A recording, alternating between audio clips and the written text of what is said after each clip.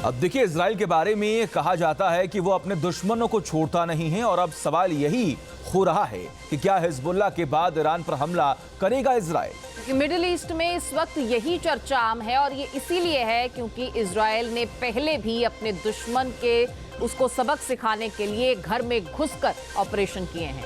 Iran भी इसी बात से डर रहा है क्योंकि तकनीक की इस जंग में इजराइल के आगे ईरान कहीं नहीं ठहरता।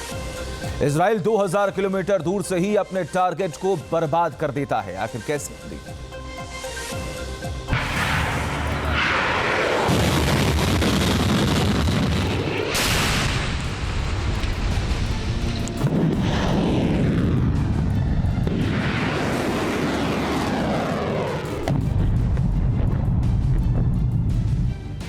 पश्चिमी ईरान में आईआरजीसी के सभी एयरबेस और मिलिट्री बेस अलर्ट मोड पर हैं।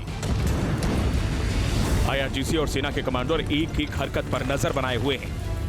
एयर डिफेंस सिस्टम को एक्टिवेट कर दिया गया है। मिसाइलें भी अलर्ट मोड पर हैं। ईरान की सभी एजेंसियां एक्टिव हैं क्योंकि ईरान को डर लग रहा है कि उसका सबसे बड़ा दुश्मन इजराइल अटैक कर सकता है।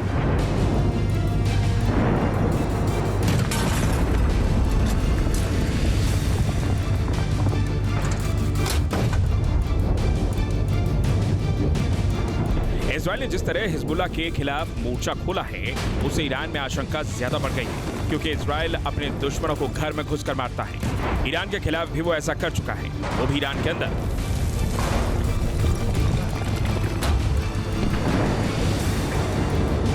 तेहरान में जब मारा गया हानिया, 31 जुलाई 2024, ये वही दिन था जब हानिया ईरान के नए राष्ट्रपति के शपथ समारोह के लिए तेहरान पहुंचा था।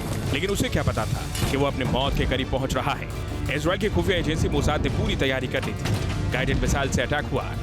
हानिया जिस बिल्डिंग के जिस फ्लोर पर ठहरा था वहां भयंकर विस्फोट हुआ और इस्माइल हानिया का काम तमाम हो गया। यह हमला रात 2 बजे हुआ था।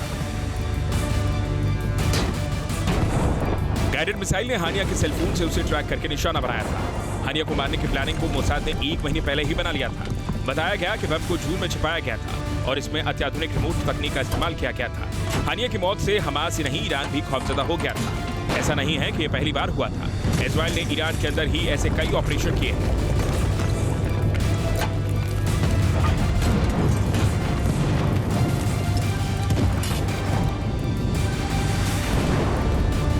नवंबर 2020 में ईरानी परमाणु वैज्ञानिक मोहसिन फखरीजादे पर तेहरान में सड़क के किनारे हमला हुआ जिसमें वो मारे गए। सोचिए, यह हमला इतना सटीक था कि उनके बगल में बैठी उनकी पत्नी को कुछ नहीं हुआ।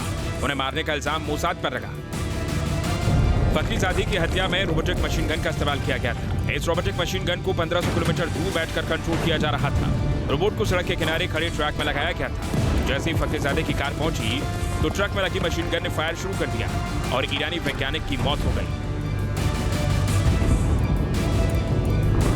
इतना ही नहीं, 4 अन्य ईरानी वैज्ञानिक और अधिकारियों की हत्या में भी इजराइल की खुफिया एजेंसी मोसाद पर आरोप लगे। जनवरी 2010 में तेहरान विश्वविद्यालय में फिजिक्स के प्रोफेसर मसूद अली मोहम्मदी की मोटरसाइकिल में लगाए गए रिमोट नियंत्रित बम का इस्तेमाल करके हत्या कर दी गई। नवंबर 2010 में तेहरान में शाहिद बेहेश्ती विश्वविद्यालय के परमाणु इंजीनियर विभाग के प्रोफेसर माजिद शहरियारी की कार में विस्फोट हो गया जब वो काम पर जा रहे थे। इस हमले में ईरान ने अमेरिका और इजराइल को दोषी ठहराया। जनवरी 2012 में ईरान के यूरेनियम संवर्धन पर काम करने वाले परमाणु वैज्ञानिक मुस्तफा अहमदी रोशन की हत्या कर दी गई। तेहरान में उनके कार में बम रखकर उनको मारा गया। इस बार भी ईरान ने हमले के लिए इजराइल और अमेरिका को दोषी ठहराया। मई 2022 में ईरान के इस्लामिक रिवॉल्यूशनरी गार्ड्स कॉर्प्स यानी कि आईआरजीसी के अधिकारी कर्नल हसन सैयद खुदाई की तेहरान में उनके घर के बाहर गोली मारकर हत्या कर दी गई।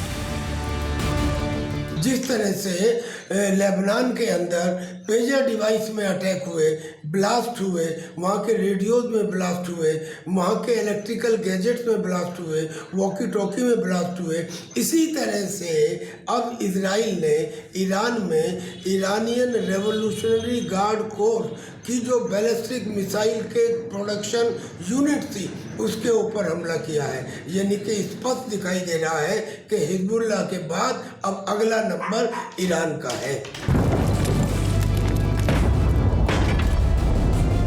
ये वो अटैक है जो ईरान में ही हुई। ईरान की ओर से सारा ठीकरा इजराइल पर फोड़ा गया है और अब ईरान को इसी बात का डर लग रहा है कि जिस तरह से लेबनान में हिजबुल्लाह के खिलाफ इजराइल ने पेजर और वॉकी टॉकी धमाका किया है, अगला नंबर ईरान का तो नहीं होगा।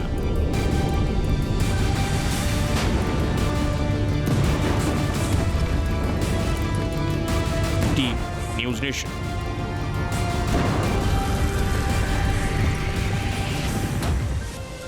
न्यूज नेशन अब व्हाट्सएप पर खबरों के ताजा अपडेट के लिए न्यूज नेशन के इस QR कोड को स्कैन करें।